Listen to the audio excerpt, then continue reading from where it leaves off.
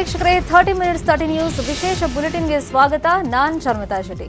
ನೋಡಿ, ನನ್ನ ಸುತ್ತಮುತ್ತ ಯಾರೂ ಇಲ್ಲ, ನ್ಯೂಸ್ ಓದಬೇಕು ಅನ್ನೋ ಕಾರಣಕ್ಕೆ ಮಾತ್ರ ಈ ಮಾಸ್ಕ್ ಅನ್ನ ಇವಾಗ ನಾನು ತೆಗೆದಿದ್ದೀನಿ. ಸರ್ಕಾರ ಮುಂದಿನ 14 ದಿನಗಳ ಕಾಲ ನಾಳೆ ರಾತ್ರಿ 9 ಗಂಟೆಯಿಂದ ಕಟ್ಟುನಿಟ್ಟಿನ ಕ್ರಮಗಳನ್ನು ಜಾರಿಗೆ ತರ್ತಾ ಇದೆ. ಲಾಕ್ಡೌನ್ ಅಂತ ಹೇಳದೇ ಇದ್ರೂ ಕೂಡ ಲಾಕ್ ನಿಯಮಗಳನ್ನೇ ಈಗ ಜಾರಿಗೆ ತರ್ತಾ ಇರೋದ್ರಿಂದ ನಾಗರಿಕರು ದಯವಿಟ್ಟು ಸರ್ಕಾರದ ಜೊತೆ ಕೈ ಜೋಡಿಸಿದ್ರೆ ಕೊರೋನಾ 2ನೇ ಅಲೆಗೆ ನಾವು ಬ್ರೇಕ್ ಹಾಕೋದಕ್ಕೆ ಸಾಧ್ಯ. ಹಾಗಾಗಿ ಗೈಡ್ಲೈನ್ಸ್ ಅನ್ನ ನಾನಂತೂ ಕಟ್ಟುನಿಟ್ಟಾಗಿ ಫಾಲೋ ಮಾಡ್ತೀನಿ. ಹೊರಗಡೆ ಹೋದಂತ ಟೈಮ್ನಲ್ಲಿ ಮಾಸ್ಕ್ ಹಾಕೊಳ್ಳೋದು, ಸೋಷಿಯಲ್ ಡಿಸ್ಟೆನ್ಸ್ ಮೇಂಟೈನ್ ಮಾಡೋದು, ಕೈಗಳನ್ನ ಪದೇ ಪದೇ ತೊಳೆಯೋದು, ಸ್ಯಾನಿಟೈಸ್ ಮಾಡ್ಕೊಳ್ಳೋದು. ನೀವು ಸರ್ಕಾರದ ಜೊತೆ ಕೈ ಜೋಡಿಸಿ ಅಂತ ಪ್ರಮುಖ 30 ಸುದ್ದಿಯನ್ನ ಒಂದೊಂದಾಗಿ ನೋಡ್ತಾ ಹೋಗೋಣ. ರಾಜ್ಯದಲ್ಲಿ ಕೊರೋನಾ ಹಿಮ್ಮಾರಿ ಅಟ್ಟಹಾಸ ಮೆರೀತಾ ಇದೆ. ಕೊರೋನಾ ಕಟ್ಟಿ ಹಾಕೋದಕ್ಕೆ ಸಿಎಂ ಬಿಎಸ್ವೈ ರಾಜ್ಯಾದ್ಯಂತ 14 ದಿನಗಳ ಕಾಲ ಕೊರೋನಾ ಕರ್ಫ್ಯೂ ಘೋಷಣೆ ಮಾಡಿದ್ದಾರೆ. ನಾಳೆಯಿಂದಲೇ ರಾಜ್ಯಾದ್ಯಂತ ಟಫ್ ರೂಲ್ಸ್ ಜಾರಿಗೆ ಬರಲಿದೆ. ಬೆಳಗ್ಗೆ 6 ಗಂಟೆಯಿಂದ 10 ಗಂಟೆ ತನಕ ಅಗತ್ಯ ವಸ್ತುಗಳ ಖರೀದಿಗೆ ಅವಕಾಶವನ್ನು ಕಲ್ಪಿಸಲಾಗಿದೆ. ಉಳಿದಂತೆ ಎಲ್ಲಾ ಸೇವೆಗಳು, ಅಂಗಡಿ ಮುಂಗಟ್ಟು ಬಂದ್ ಆಗಿರಲಿವೆ. ಜನರು ಅನಗತ್ಯವಾಗಿ ಮನೆಯಿಂದ ಹೊರಗಡೆ ಬಂದರೆ ಪೊಲೀಸರು ಕಟ್ಟುನಿಟ್ಟಿನ ಕ್ರಮವನ್ನು ಕೈಗೊಳ್ಳುತ್ತಾರೆ. ನಾಳೆ ರಾತ್ರಿಯಿಂದ 14 ದಿವಸ ಬಿಗಿ ಕ್ರಮ ಜಾರಿಯಲ್ಲಿರುತ್ತೆ.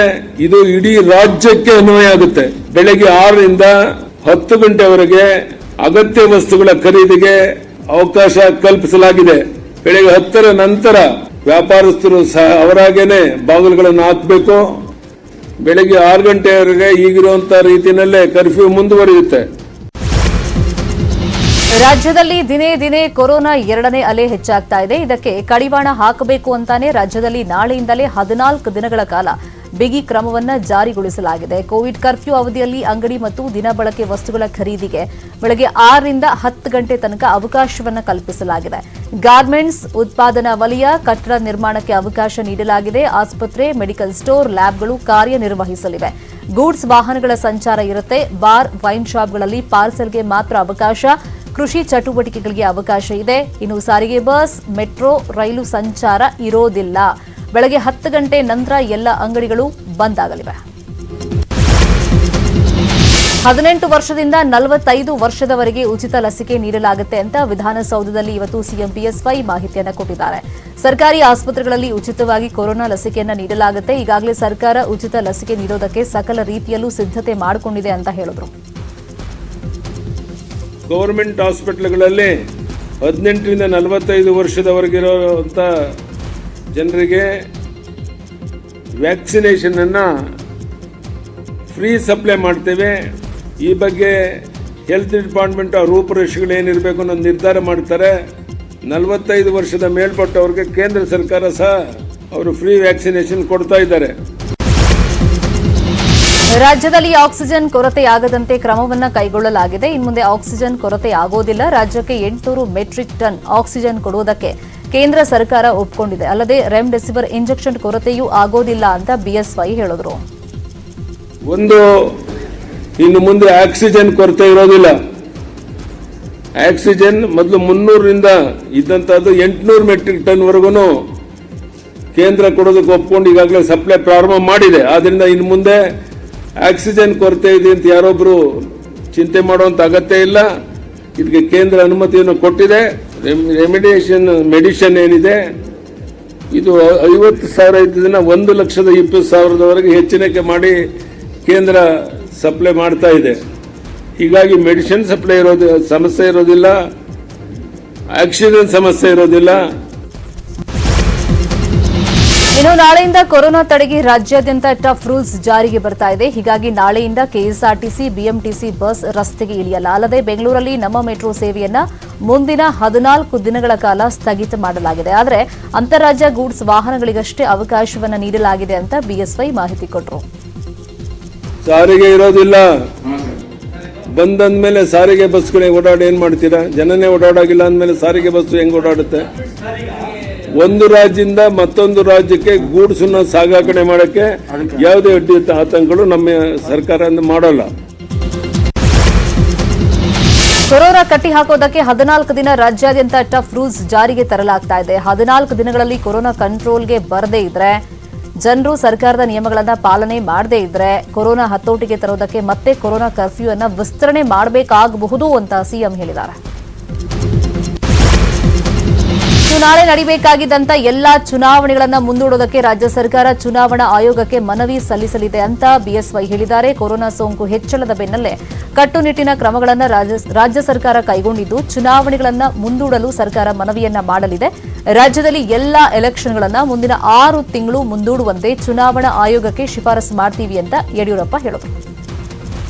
ಜಿಲ್ಲಾ ಪಂಚಾಯತ್ ಎಲ್ಲ ಎಲೆಕ್ಷನ್ಗಳನ್ನು ಮುಂದಾಕಿದ್ದೀವಿ. ಯಾವುದೇ ಎಲೆಕ್ಷನ್ ಬರುವಂತ ದಿವಸಗಳು ನಡೆಯೋದಿಲ್ಲ. ಇನ್ನು 6 ತಿಂಗಳು ಎಲ್ಲ ಎಲೆಕ್ಷನ್ ಅನ್ನ ಮುಂದಾಕುವಂತ ತೀರ್ಮಾನವನ್ನು ತಗೊಂಡಿದ್ದೀವಿ. ಬೆಂಗಳೂರು ಲಾಕ್ಡೌನ್ ಮಾಡೋದು ಬೇಡ ಅಂತ ಕೆಪಿಸಿಸಿ ಅಧ್ಯಕ್ಷ ಡಿಕೆ ಶಿವಕುಮಾರ್ ಹೇಳಿದ್ದಾರೆ. ಲಾಕ್ಡೌನ್ ಮಾಡೋದು ಬೇಡ, ಅದರಿಂದ ಪ್ರಯೋಜನ ಇಲ್ಲ. ವಾಣಿಜ್ಯ ಚಟುವಟಿಕೆ ನಡೆಯೋದಕ್ಕೆ ಪ್ರತ್ಯೇಕ ಸಮಯ ನಿಗದಿ ಮಾಡಿ, ಜನರನ್ನ ಏಕಾಏಕಿ ಬೀದಿಗೆ ತಳ್ಳೋದು ಬೇಡ ಅಂತ ಡಿಕೆಶಿ ಹೇಳಿದ್ದಾರೆ. ಅಲ್ಲದೆ ಲಾಕ್ಡೌನ್ನಿಂದ ಕೈಗಾರಿಕೆಗಳಿಗೆ, ಕಾರ್ಮಿಕರಿಗೆ ಹೊಡೆತ ಬೀಳುತ್ತೆ ಅಂತ ಹೇಳಿದ್ದಾರೆ. ರಾಜ್ಯದಲ್ಲಿ ಕೊರೋನಾ ಕರ್ಫ್ಯೂ ಜಾರಿಗೆ ತಂದರೂ ಮದುವೆಗಳಿಗೆ ಯಾವುದೇ ತೊಂದರೆ ಇಲ್ಲ. ಕಠಿಣ ನಿಯಮಗಳೊಂದಿಗೆ ಮದುವೆಗಳಿಗೆ ಸರ್ಕಾರ ಅವಕಾಶ ಮಾಡಿಕೊಟ್ಟಿದೆ. ಆದರೆ ಕೊರೋನಾ ನಿಯಮ ಉಲ್ಲಂಘಿಸಿದರೆ ಪೊಲೀಸರು ಕಠಿಣ ಕ್ರಮ ಕೈಗೊಳ್ಳುತ್ತಾರೆ. ಮದುವೆಗೆ ಕೇವಲ 50 ಮಂದಿಗೆ ಅವಕಾಶ ಕಲ್ಪಿಸಲಾಗಿದೆ. ಮದುವೆ ಕಾರ್ಡ್ ಇರೋರಿಗೆ ಅವಕಾಶ ಇರುತ್ತೆ. ಮದುವೆ ಮನೆಗಳಲ್ಲಿ ಮಾಸ್ಕ್ ಕಡ್ಡಾಯವಾಗಿ ಹಾಕೊಳ್ಳಬೇಕು. ಇಡೀ ಆವರಣ ಸ್ಯಾನಿಟೈಸ್ ಆಗಿರಬೇಕು. ಮದುವೆಗೆ ಬರೋರು ಕೋವಿಡ್ ಟೆಸ್ಟ್ ಮಾಡಿಸಿಕೊಳ್ಳಬೇಕು. ಅಲ್ಲದೆ ಮದುವೆ ಮನೆಗೆ ಸ್ವಂತ ವಾಹನದಲ್ಲಿ ಹೋಗಬೇಕು. ಕೊರೋನಾ ನಿಯಮ ಉಲ್ಲಂಘನೆ ಮಾಡಿದ್ರೆ ಜೈಲಿಗೆ ಹೋಗೋದು ಪಕ್ಕಾ ಅಂತ ಹೇಳಲಾಗ್ತಾ ಇದೆ. ಸರ್ಕಾರಿ ನೌಕರರ 1 ತಿಂಗಳ ಸಂಬಳಕ್ಕೆ ಕತ್ರಿ ಬೀಳುವಂತ ಸಾಧ್ಯತೆ ಇದೆ. 1 ತಿಂಗಳ ಸಂಬಳ ಕಟ್ ಮಾಡೋದಕ್ಕೆ ರಾಜ್ಯ ಸರ್ಕಾರ ಚಿಂತನೆಯನ್ನ ಮಾಡ್ತಾ ಇದೆ. ಪೊಲೀಸ್, ಆರೋಗ್ಯ ಇಲಾಖೆಗೆ ವಿನಾಯಿತಿ ನೀಡುವಂತ ಸಾಧ್ಯತೆ ಇದೆ. ಅಲ್ಲದೆ ಶಾಸಕರು, ಪರಿಷತ್ ಸದಸ್ಯರು, ಸಚಿವರ ಸಂಬಳವೂ ಕಟ್ ಮಾಡುವಂತ ಸಾಧ್ಯತೆ ಇದೆ. 1 ತಿಂಗಳ ಸಂಬಳ ಕಟ್ ಮಾಡಿದ್ರೆ ಸರ್ಕಾರಕ್ಕೆ 5,000 ಕೋಟಿ ರೂಪಾಯಿ ಉಳಿಯುತ್ತೆ. ಈ 5,000 ಕೋಟಿ ಹಣವನ್ನ ಕೊರೋನಾ ಕಂಟ್ರೋಲ್ಗೆ ಬಳಕೆ ಮಾಡೋದಕ್ಕೆ ಸರ್ಕಾರ ಚಿಂತನೆಯನ್ನ ಮಾಡ್ತಾ ಇದೆ. ಈ ಬಗ್ಗೆ ಸಂಪುಟ ಸಭೆಯಲ್ಲಿ ಗಂಭೀರ ಚರ್ಚೆಯಾಗಿದೆ. ಆದರೆ ಸಂಬಳ ಕಟ್ ಮಾಡೋ ಬಗ್ಗೆ ಸರ್ಕಾರಕ್ಕೆ ಇನ್ನೂ ಕೂಡ ಸ್ಪಷ್ಟತೆ ಇಲ್ಲ ಅಂತ ಹೇಳಲಾಗ್ತಾ ಇದೆ. ಕರ್ನಾಟಕ ಕೋವಿಡ್ ಕರ್ಫ್ಯೂನಲ್ಲಿ ಮದ್ಯಪ್ರಿಯರಿಗೆ ಸಿಹಿ ಸುದ್ದಿ ಸಿಕ್ಕಿದೆ. ಮದ್ಯಪ್ರಿಯರಿಗೆ ತೊಂದರೆ ಆಗದಂತೆ ನೋಡಿಕೊಳ್ಳೋದಕ್ಕೆ ಬಾರ್ನಲ್ಲಿ ಮದ್ಯ ಪಾರ್ಸಲ್ ತಗೊಂಡು ಹೋಗೋದಕ್ಕೆ ಅವಕಾಶವನ್ನು ಕಲ್ಪಿಸಲಾಗಿದೆ. ಕೊರೋನಾ ಮೊದಲನೇ ಅಲೆ ಕಾಣಿಸಿಕೊಂಡಾಗ ಏಕಾಏಕಿ ಲಾಕ್ಡೌನ್ ಘೋಷಣೆ ಇತ್ತು. ಇದರಿಂದ ಜನಸಾಮಾನ್ಯರು ಕಂಗಾಲಾಗಿದ್ರು. ಅಲ್ಲದೆ ಮದ್ಯಪ್ರಿಯರು ಆಲ್ಕೋಹಾಲ್ಗಾಗಿ ತುಂಬಾನೇ ತೊಂದರೆ ಅನುಭವಿಸಿದ್ರು. ಆದರೆ ಈ ಬಾರಿ ಸರ್ಕಾರ ಕೋವಿಡ್ ಕರ್ಫ್ಯೂನಲ್ಲಿ ಬಾರ್ನಲ್ಲಿ ಪಾರ್ಸಲ್ ತಗೊಂಡು ಹೋಗೋದಕ್ಕೆ ಅವಕಾಶ ಕೊಟ್ಟಿದೆ. ಬೆಂಗಳೂರು ಸೇರಿದಂತೆ ವಿವಿಧ ಜಿಲ್ಲೆಗಳಲ್ಲಿ ಎಂಎಸ್ಐಎಲ್ ಮಳಿಗೆಗಳ ಎದುರು ಜನರು ಮದ್ಯ ಖರೀದಿಗೆ ಆಲ್ರೆಡಿ ಕ್ಯೂ ನಿಂತುಕೊಂಡಿದ್ದಾರೆ. ಸರ್ಕಾರ ಕೊರೋನಾ ಕರ್ಫ್ಯೂ ಘೋಷಣೆ ಮಾಡ್ತಾ ಇದ್ದಂತೆ ರಾಜಧಾನಿ ಬೆಂಗಳೂರನ್ನ ಬಿಟ್ಟು ವಲಸೆ ಕಾರ್ಮಿಕರು ತಮ್ಮ ಊರುಗಳತ್ತ ತೆರಳುತ್ತಾ ಇದ್ದಾರೆ. ಮುಂದಿನ 14 ದಿನ ಸಾರಿಗೆ ಸಂಚಾರ ಬಂದ್ ಆಗಲಿದ್ದು, ಹೀಗಾಗಿ ವಲಸೆ ಕಾರ್ಮಿಕರು ಬೆಂಗಳೂರಿಗೆ ಗುಡ್ ಬೈ ಹೇಳ್ತಾ ಇದ್ದಾರೆ. ಗುಂಪಾಗಿ ಗಂಟು ಮೂಟೆ ಕಟ್ಟಿಕೊಂಡು ಜನರು ಮೆಜೆಸ್ಟಿಕ್ ಹತ್ರ ಬರ್ತಾ ಇದ್ದಾರೆ. ಉತ್ತರ ಕರ್ನಾಟಕದ ಬಹುತೇಕ ಕೂಲಿ ಕಾರ್ಮಿಕರು ತಮ್ಮೂರಿನತ್ತ ಪ್ರಯಾಣವನ್ನ ಬೆಳೆಸ್ತಾ ಇದ್ದಾರೆ.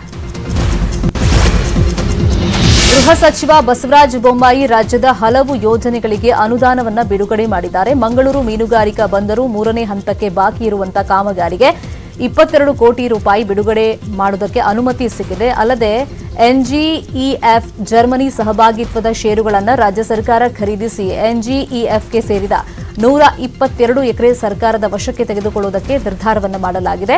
ಇನ್ನು ಬೆಂಗಳೂರಿನ ಅತಿ ಹೆಚ್ಚು ವಾಹನ ದಟ್ಟಣೆಯ ಪ್ರದೇಶಗಳ ಅಭಿವೃದ್ಧಿಗೆ 477 ಕೋಟಿ ರೂಪಾಯಿಗಳ ಕಾಮಗಾರಿಗೆ ಅನುಮೋದನೆ ಸಿಕ್ಕಿದೆ. ಅಲ್ಲದೆ ಮಂಡ್ಯದ ಆದಿಚುಂಚನಗಿರಿ ಆಸ್ಪತ್ರೆ ವಿಸ್ತರಣೆಗೆ 22 ಎಕರೆ ಜಮೀನು ಮಂಜೂರು ಮಾಡಲಾಗಿದೆ ಅಂತ ಗೃಹ ಸಚಿವರು ಮಾಹಿತಿ ಕೊಟ್ಟರು. ಮಂಗಳೂರು ಫಿಶರಿ ಹಾರ್ಬರ್ 3rd ಸ್ಟೇಜ್ಗೆ 22 ಕೋಟಿ ರೂಪಾಯಿಯನ್ನ ಬಾಕಿ ಇರುವ ಕಾಮಗಾರಿಗಳಿಗೆ ಅನುಮೋದನೆಯನ್ನು ಕೊಟ್ಟಿದೆ.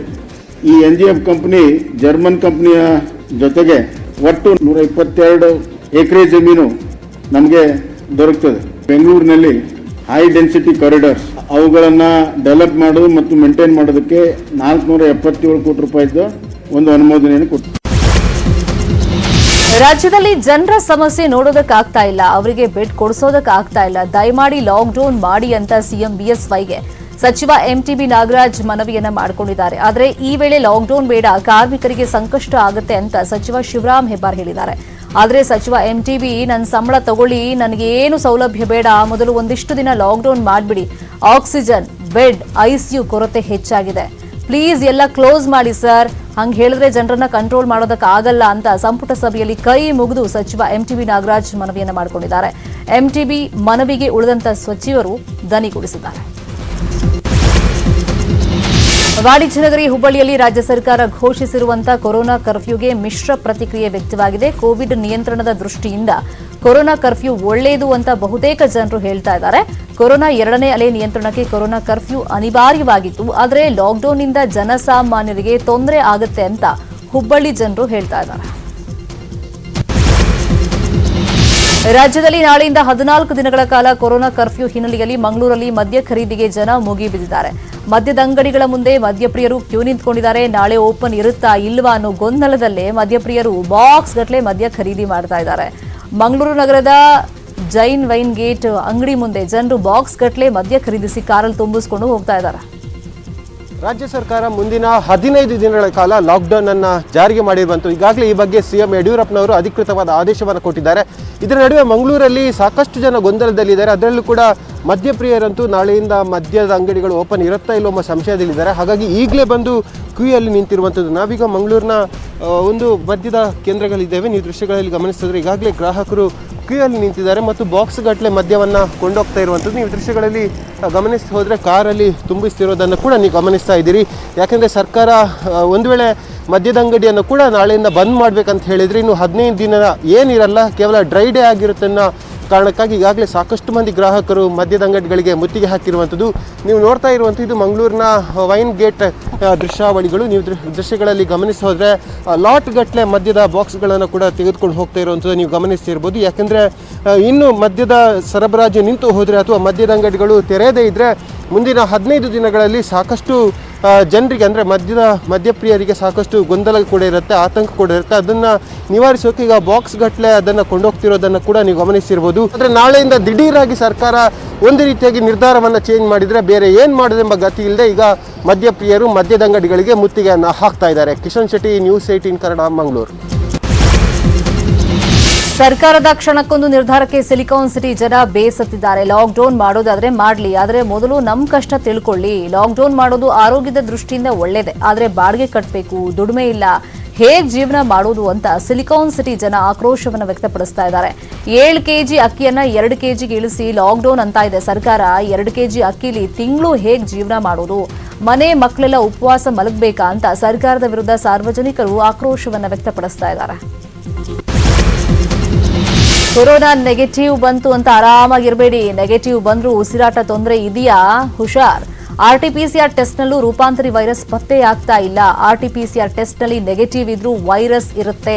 ಸಿಟಿ ಸ್ಕ್ಯಾನ್, HT-CT ಸ್ಕ್ಯಾನ್ನಲ್ಲಿ ಮಾತ್ರ ವೈರಸ್ ಬಣ್ಣ ಬಯಲಾಗುತ್ತೆ. ಸಿಟಿ ಸ್ಕ್ಯಾನ್ನಲ್ಲಿ ಸ್ಕೋರ್ನಲ್ಲಿ 2ರಲ್ಲಿ 15ರಿಂದ 20 ಬಂದ್ರೆ ಡೇಂಜರ್. ಅಂತವರನ್ನ ಕೊರೋನಾ ರೋಗಿ ಎಂದೇ ಪರಿಗಣಿಸಬೇಕು. ನೆಗೆಟಿವ್ ಬಂದ್ರೂ ಚಿಕಿತ್ಸೆ ಪಡೆಯೋದಕ್ಕೆ ವೈದ್ಯರು ಸಲಹೆಯನ್ನ ಕೊಡ್ತಾ ಇದ್ದಾರೆ. ಏನಿದೆ CT ಸ್ಕ್ಯಾನ್ ಪ್ರಕಾರ ಅದು ವೈರಲ್ ನಿಮೋನಿಯಾ ಅಂತ ಬಂದಾಗ ಅದನ್ನು ಕೋವಿಡ್ ನಿಮೋನಿಯಾ ಅಂತ ಕೊಡ್ತಾರೆ. ಈಗ RT-PCR ನೆಗೆಟಿವ್ ಇದೆ, ಆದರೆ ಕೋವಿಡ್ ನಿಮೋನಿಯಾ ಪಾಸಿಟಿವ್ ಬಂದಿದೆ. RT-PCR ನೆಗೆಟಿವ್ ಬಂದಾಗ ಅದು ಕನ್ಫರ್ಮ್ ಆಗಲ್ಲ ಈಗಿನ ವೇರಿಯಂಟ್. ಯಾಕೆ ಅಂತಂದರೆ ನಮ್ಮ ಕೆಲವು ಪ್ರೊಫೆಷ್ನಲ್ ಕೊಲೀಗ್ಸು ಮತ್ತು ಡೆಲ್ಲಿ ಏಮ್ಸ್ ಇರೋ ವೈದ್ಯರು ಅವರೆಲ್ಲ ಕೊಟ್ಟಿರುವ ಸಂದರ್ಶನದ ಪ್ರಕಾರ ಈಗ ನಾವು ಮಾಡ್ತಾ ಇದ್ದೀವಿ, ಏನು RT-PCR ಮಾಡ್ತಾ ಇದ್ದೀವಿ, COVID-19 ಸ್ಟ್ರೈನ್ ಬಿಗಿನಿಂಗಲ್ಲಿ ಏನು ಬರ್ತಾ ಇತ್ತು ಅದರದ್ದು ರೂಪಾಂತರ ಆಗಿದೆ. 2 ಹೊಸ ಸ್ಟ್ರೈನು ನಮ್ಮ ದೇಶದಲ್ಲೇ ಉಟ್ಕೊಂಡಿದೆ. ಆ ಸ್ಟ್ರೈನ್ಗಳು ನಾವು ಯೂಸ್ ಮಾಡ್ತಾ ಇರುವಂಥ RT-PCR ಪಿಕಪ್ ಆಗ್ತಾ ಇಲ್ಲ. ಆಮೇಲೆ RT-PCR ಟೆಸ್ಟ್ ಮಾಡಿದಾಗ ಟೆಕ್ನಿಕಲ್ ಎರರ್ಸು, ಫಾಲ್ಸ್ ಪಾಸಿಟಿವ್ ಅಂತ ಎಲ್ಲ ಇನ್ವಾಲ್ವ್ ಆಗಿರುತ್ತೆ. ಮೈಸೂರು ಜಿಲ್ಲೆಯಲ್ಲಿ ಮಹಾಮಾರಿ ಕೊರೋನಾ ಹೆಚ್ಚಾಗ್ತಾ ಇದೆ. ಜಿಲ್ಲಾಸ್ಪತ್ರೆ, KR ಆಸ್ಪತ್ರೆಯಲ್ಲಿ ಹಾಸಿಗೆಗಳು, ವೆಂಟಿಲೇಟರ್ ಫುಲ್ ಆಗಿದೆ. ಸರ್ಕಾರಿ ಆಸ್ಪತ್ರೆಗಳಲ್ಲಿ 405 ಮಂದಿ ಸೋಂಕಿತರಿಗೆ ಚಿಕಿತ್ಸೆಯನ್ನು ನೀಡಲಾಗಿದೆ. ಎಲ್ಲಾ ಬಗೆಯ 70 ವೆಂಟಿಲೇಟರ್ಗಳು ಭರ್ತಿಯಾಗಿವೆ. ಜನ ಎಚ್ಚೆತ್ತುಕೊಳ್ಳದೆ ಇದ್ರೆ ತುಂಬಾ ಕಷ್ಟ ಆಗುತ್ತೆ. ಬಳ್ಳಾರಿ ಮಹಾನಗರ ಪಾಲಿಕೆ ಚುನಾವಣೆಗೂ ಕೊರೋನಾ ಶಾಕ್ ಅನ್ನು ಕೊಟ್ಟಿದೆ. ನಾಳೆ ನಡೀಬೇಕಾಗಿದ್ದಂತ ಪಾಲಿಕೆ ಚುನಾವಣೆ ಹಿನ್ನೆಲೆಯಲ್ಲಿ ಪಾಲಿಟೆಕ್ನಿಕ್ ಕಾಲೇಜಲ್ಲಿ ಮಸ್ಟರಿಂಗ್ ಕಾರ್ಯ ನಡೀತಾ ಇದೆ. ಚುನಾವಣೆ ಕಾರ್ಯಕ್ಕೆ ಬಂದಿರುವಂತಹ 14 ಜನ ಸಿಬ್ಬಂದಿಗೆ ಕೊರೋನಾ ಪಾಸಿಟಿವ್ ಅನ್ನುವುದು ಕನ್ಫರ್ಮ್ ಆಗಿದೆ. ಇಡೀ ಚುನಾವಣೆ ಸಿಬ್ಬಂದಿಯನ್ನ ಇದು ಬೆಚ್ಚಿಬೀಳಿಸಿದೆ. ಬೆಂಗಳೂರಲ್ಲಿ ಖಾಸಗಿ ಆಸ್ಪತ್ರೆಗಳಲ್ಲಿ ಕಳ್ಳಾಟ ಬಯಲಾಗಿದೆ. ಬನ್ನೇರುಘಟ್ಟದ ಪ್ರತಿಷ್ಠಿತ ಅಪೋಲೋ ಆಸ್ಪತ್ರೆಯಲ್ಲಿ ಬೆಡ್ ಇದ್ರೂ ರೋಗಿಗೆ ಬೆಡ್ ಕೊಟ್ಟಿಲ್ಲ ಅಂತ ಆರೋಪವನ್ನ ಮಾಡಲಾಗಿದೆ. ಆಸ್ಪತ್ರೆ ಸಿಇಒ ಸೇರಿದಂತೆ 6 ಜನರ ವಿರುದ್ಧ ಬೊಮ್ಮನಹಳ್ಳಿ ವಲಯ ವೈದ್ಯಾಧಿಕಾರಿ FIR ದಾಖಲಿಸಿದ್ದಾರೆ. ಡಿಸ್ಚಾರ್ಜ್ ಆಗಿದ್ರೂ ಡಿಸ್ಚಾರ್ಜ್ ಆಗಿಲ್ಲ ಅಂತ ಸುಳ್ಳು ಹೇಳಿದ್ದಾರೆ. ಕೊರೋನಾ ಬೆಡ್ ವಿಚಾರದಲ್ಲಿ 50% ಬೆಡ್ ಕೊಡದೆ ಸರ್ಕಾರಕ್ಕೆ ವಂಚನೆಯನ್ನ ಮಾಡಲಾಗಿದೆ. IPC ಸೆಕ್ಷನ್ 188, 420 ಹಾಗೇನೆ ದಿ ಡಿಸಾಸ್ಟರ್ ಮ್ಯಾನೇಜ್ಮೆಂಟ್ ಆಕ್ಟ್ ಅಡಿಯಲ್ಲಿ ಎಫ್ಐಆರ್ ದಾಖಲಾಗಿದೆ. ಎಲ್ಲೆಡೆ ಕೋವಿಡ್ ಉಲ್ಬಣಗೊಂಡಿದೆ. ಆಕ್ಸಿಜನ್ಗೆ ಹಾಹಾಕಾರ ವ್ಯಕ್ತವಾಗಿದ್ದು ಗಾಳಿಯಲ್ಲಿನ ಆಕ್ಸಿಜನ್ ಪಡೆಯುವುದಕ್ಕೆ ಹೊಸ ತಂತ್ರಜ್ಞಾನವನ್ನು ನಿರ್ಮಿಸಲಾಗಿದೆ. ಡಿಆರ್ಡಿಒದಿಂದ ಹೊಸ ತಂತ್ರಜ್ಞಾನ ಅಭಿವೃದ್ಧಿ ಮಾಡಲಾಗಿದ್ದು ಗಾಳಿಯಲ್ಲಿನ ಆಮ್ಲಜನಕ ಹೀರಿಕೊಳ್ಳುವಂತ ತಂತ್ರಜ್ಞಾನ ಇದಾಗಿದೆ. ಆಸ್ಪತ್ರೆಗಳೇ ಈ ತಂತ್ರಜ್ಞಾನದಿಂದ ಆಕ್ಸಿಜನ್ ಉತ್ಪಾದಿಸಬಹುದು. ಎತ್ತರದ ಪ್ರದೇಶದಲ್ಲಿ ಯೋಧರಿಗೆ ಬೇಕಿರುವಂತಹ ತಂತ್ರಜ್ಞಾನ ಇದಾಗಿದ್ದು ಕರ್ನಾಟಕದಲ್ಲೂ ಇಂಥ ತಂತ್ರಜ್ಞಾನ ಕಲ್ಪಿಸುವುದಕ್ಕೆ ಯೋಜನೆಯನ್ನ ಹಾಕಿಕೊಳ್ಳಲಾಗಿದೆ. ಚಿಕ್ಕ ಜಾಗದಲ್ಲೇ ಉಪಕರಣ ಅಳವಡಿಸಿ O2 ಉತ್ಪಾದನೆ ಮಾಡಬಹುದಾಗಿದೆ. ಪೋಷಕರಿಗೆ ಈ ವರ್ಷ ಬಿಗ್ ಟೆನ್ಷನ್. ಮುಂದಿನ ಶೈಕ್ಷಣಿಕ ವರ್ಷಕ್ಕೆ ಖಾಸಗಿ ಶಾಲೆಗಳಲ್ಲಿ ಅಡ್ಮಿಷನ್ ಶುರುವಾಗಿದೆ. ಮುಂದಿನ ವರ್ಷಕ್ಕೆ 20% ಶುಲ್ಕ ಹೆಚ್ಚಳವಾಗಿದೆ. ಶುಲ್ಕ ಹೆಚ್ಚಳದ ಬಗ್ಗೆ ಪೋಷಕರಿಗೆ ಮಾಹಿತಿಯನ್ನ ನೀಡಲಾಗಿದ್ದು ಆನ್ಲೈನ್ ಕ್ಲಾಸ್ ವೇಳೆಯೇ ಮಾಹಿತಿಯನ್ನ ನೀಡಲಾಗಿದೆ. ಶಾಲೆಗಳ ವಿರುದ್ಧ ಪೋಷಕರು ಆಕ್ರೋಶವನ್ನು ವ್ಯಕ್ತಪಡಿಸಿದ್ದಾರೆ. ಕೊರೋನಾ ಟೈಮ್ನಲ್ಲಿ ಆದಾಯ ಇಲ್ಲ, ಈಗ ಫೀಸ್ ಜಾಸ್ತಿ ಮಾಡಿದ್ರೆ ಹೇಗೆ ಅಂತ ಪ್ರಶ್ನೆ ಮಾಡ್ತಾ ಇದ್ದಾರೆ. ಶುಲ್ಕ ಹೆಚ್ಚಳದ ಬಗ್ಗೆ ಇನ್ನೂ ತೀರ್ಮಾನ ಮಾಡಿಲ್ಲ. ಯಾವುದೇ ಶಾಲೆ ಶುಲ್ಕ ಹೆಚ್ಚಳ ಮಾಡಬಾರದು ಅಂತ ಶಿಕ್ಷಣ ಇಲಾಖೆ ಕಠಿಣ ಎಚ್ಚರಿಕೆಯನ್ನ ರವಾನಿಸಿದೆ. ಆದರೆ ಖಾಸಗಿ ಶಾಲೆಗಳು ನಷ್ಟದಲ್ಲಿವೆ. ಸರ್ಕಾರ ಶುಲ್ಕ ಏರಿಕೆ ವಿಚಾರ ಪರಿಗಣಿಸಬೇಕು ಅಂತ ಸರ್ಕಾರಕ್ಕೆ ಖಾಸಗಿ ಶಾಲೆಗಳ ಒಕ್ಕೂಟ ಮನವಿಯನ್ನ ಮಾಡಿಕೊಂಡಿದೆ. 21 ಮತ್ತು 22ನೇ ಶೈಕ್ಷಣಿಕ ಸಾಲಿಗೂ ಕೂಡ ಅಡ್ಮಿಷನ್ ಅನ್ನ ಮಾಡ್ತಾ ಇದ್ದಾರೆ. ಅವರು 15% ಫೀಸನ್ನು ಹೈಕ್ ಮಾಡಬೇಕು. ಆದರೆ ಕಳೆದ ವರ್ಷದ 15% ಸೇರಿಸಿ ಒಟ್ಟು 30% 30ರಿಂದ 50% ಫೀಸನ್ನು ಹೈಕ್ ಮಾಡ್ತಾ ಇದ್ದಾರೆ. ಇದು ಯಾವುದೇ ಕಾರಣಕ್ಕೂ ಒಪ್ಪುವಂಥದ್ದಲ್ಲ. ಈಗ ಮುಂದಿನ ಶೈಕ್ಷಣಿಕ ವರ್ಷದ ಅಡ್ಮಿಷನ್ಸು ಈಗಾಗಲೇ ದೊಡ್ಡ ದೊಡ್ಡ ಕಾರ್ಪೊರೇಟ್ ಶಾಲೆಗಳು ಪ್ರಾರಂಭ ಮಾಡಿಬಿಟ್ಟಿದ್ದಾರೆ. ಸೊ ಅವರು ಫೀಸಸ್ ಅನ್ನ 30%, 40%, 50% ಹೆಚ್ಚಳ ಮಾಡಿರೋದು ಅದು ಈಗಾಗಲೇ ಪ್ರಚಾರಕ್ಕೆ ಬರ್ತಾ ಇದೆ. ಸೊ ಈ ಪ್ರಚಾರಕ್ಕೆ ಬರ್ತಾ ಇರೋ ವಿಷಯ ಸರ್ಕಾರಕ್ಕೆ ಗೊತ್ತಾಗಕ್ಕೆ ಇನ್ನೊಂದು ಅರ್ಧ ತಿಂಗಳು ಅಥವಾ ಇನ್ನೊಂದು 1 ತಿಂಗಳು ಬೇಕಾಗುತ್ತೆ. ಸೊ ಅಷ್ಟೊತ್ತಿಗೆ ಅವರೆಲ್ಲ ಅಡ್ಮಿಷನ್ ಮುಗಿದಿರ್ತವೆ. ಆಗ ಸರ್ಕಾರ ಸ್ಟ್ರಿಕ್ಟ್ ಆಕ್ಷನ್, ಯಾರು ಕೂಡ ಫೀಸಸ್ ಅನ್ನು ಕಟ್ಟಬಾರದು ಅನ್ನೋ ರೀತಿಯಲ್ಲಿ ಹೋದ ವರ್ಷ ಪ್ರಕಟಣೆ ಮಾಡಿದ ರೀತಿಯಲ್ಲಿ ಪ್ರಕಟಣೆ ಮಾಡ್ಬಿಟ್ಟು ಕೋವಿಡ್-19 ಎರಡನೇ ಅಲೆಯಿಂದಾಗಿ ತತ್ತರಿಸಿರುವಂತಹ ಭಾರತದಲ್ಲಿನ ಪರಿಸ್ಥಿತಿ ಗೂಗಲ್ ಸಿಇಒ ಭಾರತ ಮೂಲದ ಸುಂದರ್ ಪಿಚೈ ಟ್ವೀಟ್ ಮಾಡಿ ಪ್ರತಿಕ್ರಿಯೆ ಕೊಟ್ಟಿದ್ದಾರೆ. ಈ ಕುರಿತಂತೆ ಟ್ವೀಟ್ ಮಾಡಿರುವಂತಹ ಸುಂದರ್ ಪಿಚೈ, ಭಾರತದಲ್ಲಿನ ಕೋವಿಡ್-19 ಸಾಂಕ್ರಾಮಿಕದ ಪರಿಸ್ಥಿತಿ ನೋಡಿ ಮನಸ್ಸು ಛಿದ್ರ ಆಗಿದೆ. ಗೂಗಲ್ ಈ ಕೂಡಲೇ ಭಾರತಕ್ಕೆ ವೈದ್ಯಕೀಯ ಪರಿಕರಗಳ ಸರಬರಾಜು ಮಾಡಲಿದೆ. ಹೆಚ್ಚಿನ ಅಪಾಯದಲ್ಲಿರುವಂತಹ ಸಮುದಾಯಗಳನ್ನು ಬೆಂಬಲಿಸುವ ಉದ್ದೇಶದಿಂದ ಮತ್ತು ನಿರ್ಣಾಯಕ ಮಾಹಿತಿಯನ್ನು ಹರಡುವುದಕ್ಕೆ ಸಹಾಯ ಮಾಡುವ ಉದ್ದೇಶದಿಂದ 135 ಕೋಟಿ ರೂಪಾಯಿ ಅನುದಾನ ನೀಡಲಿದೆ ಅಂತ ಟ್ವೀಟ್ ಮಾಡಿದ್ದಾರೆ. ಇವರು ದೇಶದ ನಿಜವಾದ ಕೊರೋನಾ ವಾರಿಯರ್. ಯಾಕಂದ್ರೆ ಇವರು ದಿನದಲ್ಲಿ ಬರೋಬ್ಬರಿ 16 ಗಂಟೆ ಕೆಲಸ ಮಾಡ್ತಾ ಇದ್ದಾರೆ. ಕಳೆದ 6 ತಿಂಗಳಿಂದ ಒಂದು ರಜೆಯನ್ನು ಪಡ್ಕೊಂಡಿಲ್ಲ. 180 ದಿನಗಳಿಂದ ನಿರಂತರವಾಗಿ ಕೆಲಸ ಮಾಡಿದ್ದು ಕೊರೋನಾ ಹಿಮ್ಮೆಟ್ಟಿಸೋದಕ್ಕೆ ಶ್ರಮ ಪಡ್ತಾ ಇದ್ದಾರೆ. ಉತ್ತರಾಖಂಡ್ನ ಅಲ್ಮೋರಾ ಜಿಲ್ಲೆಯ ಮೈಕ್ರೋಬಯಾಲಜಿಸ್ಟ್ ಆಗಿರುವಂತಹ 33 ವರ್ಷದ ಬಯೋವಿಜ್ಞಾನಿ ಜಿತೇಂದ್ರ ದೇವಾರಿ ಹಗಲು ರಾತ್ರಿ ಎನ್ನದೇ ಸ್ಯಾಂಪಲ್ ಟೆಸ್ಟಿಂಗ್ ಮಾಡ್ತಾ ಇದ್ದಾರೆ. ಕುಟುಂಬದ ಜೊತೆ ಮಾತನಾಡೋಕ್ಕೂ ಆಗದಷ್ಟು ಕೆಲಸ ಮಾಡ್ತಾ ಇದ್ದು ಕಡಿದಾದ ಬೆಟ್ಟ ಪ್ರದೇಶದಲ್ಲಿ ಲ್ಯಾಬ್ಗೆ ನಿತ್ಯ ಪ್ರಯಾಣ ಮಾಡ್ತಾ ಇದ್ದಾರೆ. ವಿಜ್ಞಾನಿ ಜಿತೇಂದ್ರ ಅಧಿಕಾರಿಗಳ ಪ್ರಶಂಸೆಯನ್ನ ಅವರು ವ್ಯಕ್ತಪಡಿಸ್ತಾ ಇದ್ದಾರೆ. ಕೇರಳದಲ್ಲಿ ಕೊರೋನಾ ಬಂದ ಹುಡುಗನೊಬ್ಬ ಹೊಸ ಜೀವನಕ್ಕೆ ಕಾಲಿಟ್ಟಿದ್ದಾನೆ. ಕೇರಳದ ಅಲಪ್ಪುಜಾದ ಆಸ್ಪತ್ರೆಯ ಕೋವಿಡ್ ವಾರ್ಡ್ನಲ್ಲೇ ಷರತ್ತಿದ್ರು. ಇವರಿಗೆ 2 ವರ್ಷದ ಹಿಂದೆನೇ ಮದುವೆ ನಿಶ್ಚಯವಾಗಿತ್ತು. ಮದುವೆ ನಿಲ್ಲಿಸೋದಕ್ಕೆ ಇಷ್ಟಪಡದ ಕುಟುಂಬ ಆಸ್ಪತ್ರೆ ಅಧಿಕಾರಿಗಳಿಂದ ಅನುಮತಿ ಪಡೆದು ವಾರ್ಡ್ನಲ್ಲೇ ವಧು ಅಭಿರಾಮಿಯನ್ನ ಕರೆಸಿ ಮದುವೆ ಮಾಡಿಸಿದೆ. ವಧು ಪಿಪಿ ಕಿಟ್ ಧರಿಸಿ ಕೋವಿಡ್ ವಾರ್ಡ್ಗೆ ಬಂದು ತಾಳಿಯನ್ನ ಕಟ್ಟಿಸಿಕೊಂಡಿದ್ದಾರೆ. ಆಸ್ಪತ್ರೆಯಲ್ಲಿದ್ದ ಶರದ್ ತಾಯಿ, ಕೆಲ ಸಿಬ್ಬಂದಿ ಮಾತ್ರ ಈ ಸಂದರ್ಭದಲ್ಲಿ ಹಾಜರಿದ್ರು. ಮದುವೆಯಾದ ಕೆಲ ಹೊತ್ತಿನಲ್ಲೇ ವಧು ಆಸ್ಪತ್ರೆಯಿಂದ ನಿರ್ಗಮಿಸಿದ್ದಾರೆ. ಹಾವೇರಿಯಲ್ಲಿ ಕೊರೋನಾ ಎರಡನೇ ಅಲೆಯ ಅಬ್ಬರ ಹೆಚ್ಚಾಗಿದೆ. ಆದರೆ ಜನ ಮಾತ್ರ ಬುದ್ಧಿ ಕಲಿತಾ ಇಲ್ಲ. ನಗರದ ಹೊಸಮನಿ ಸಿದ್ದಪ್ಪ ವೃತ್ತದಲ್ಲಿ ಮಾಸ್ಕ್ ಧರಿಸದೇ ಹೋಗ್ತಾ ಇದ್ದವರಿಗೆ ಪೊಲೀಸರು ಸರಿಯಾಗಿ ಪಾಠ ಕಲಿಸಿದ್ದಾರೆ. ಬಟ್ಟೆ ಬಿಡಿಸಿ ಬನಿಯನ್ನ ಮಾಸ್ಕ್ನಂತೆ ಧರಿಸಿಕೊಂಡು ಹೋಗುವಂತೆ ಮಾಡಿದ್ದಾರೆ. ರಾಯಚೂರು ಜಿಲ್ಲೆಯಲ್ಲಿ 144 ಸೆಕ್ಷನ್ ಇದ್ರೂ ಕೂಡ ಬಟ್ಟೆ ಅಂಗಡಿಗಳು ಓಪನ್ ಮಾಡಲಾಗಿದೆ. ಬಟ್ಟೆ ಬಜಾರ್ ಮಾರ್ಕೆಟ್ನಲ್ಲಿ ಜನ ಜಾತ್ರೆನೇ ಇತ್ತು. ಒಂದು ಬಾಗ್ಲು ಬಂದ್ ಮಾಡಿ ಮತ್ತೊಂದು ಬಾಗ್ಲು ತೆರೆದು ಬಟ್ಟೆ ವ್ಯಾಪಾರ ನಡೆಸ್ತಾ ಇದ್ದಾರೆ. ಅಲ್ಲದೆ ಬಟ್ಟೆ ಅಂಗಡಿಯಲ್ಲಿ ಜನರು ಗುಂಪಾಗಿ ಸೇರ್ಕೊಂಡಿದ್ದಾರೆ. ಮಾಸ್ಕ್ ಇಲ್ಲದೆ, ಸಾಮಾಜಿಕ ಅಂತರ ಇಲ್ಲದೆ ಬಟ್ಟೆ ಖರೀದಿಗೆ ಜನ ಮುಗಿಬಿದ್ದಿದ್ರು.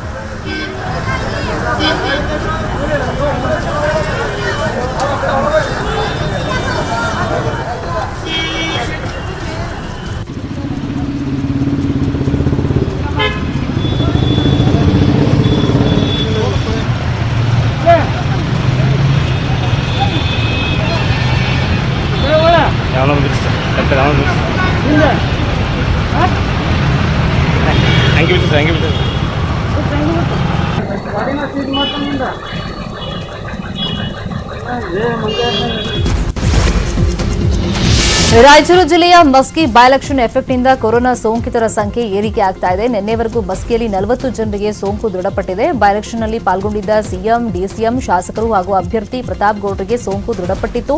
ಬೈ ಎಲೆಕ್ಷನ್ ಕರ್ತವ್ಯ ನಿರ್ವಹಿಸಿದಂತ 100ಕ್ಕೂ ಅಧಿಕ ಸಿಬ್ಬಂದಿಯಲ್ಲಿ ಸೋಂಕು ಪತ್ತೆಯಾಗಿದೆ. ಕೆಲವರು ಗಂಟಲು ದ್ರವ ಪರೀಕ್ಷೆ ಮಾಡಿಸಿಕೊಂಡಿಲ್ಲ.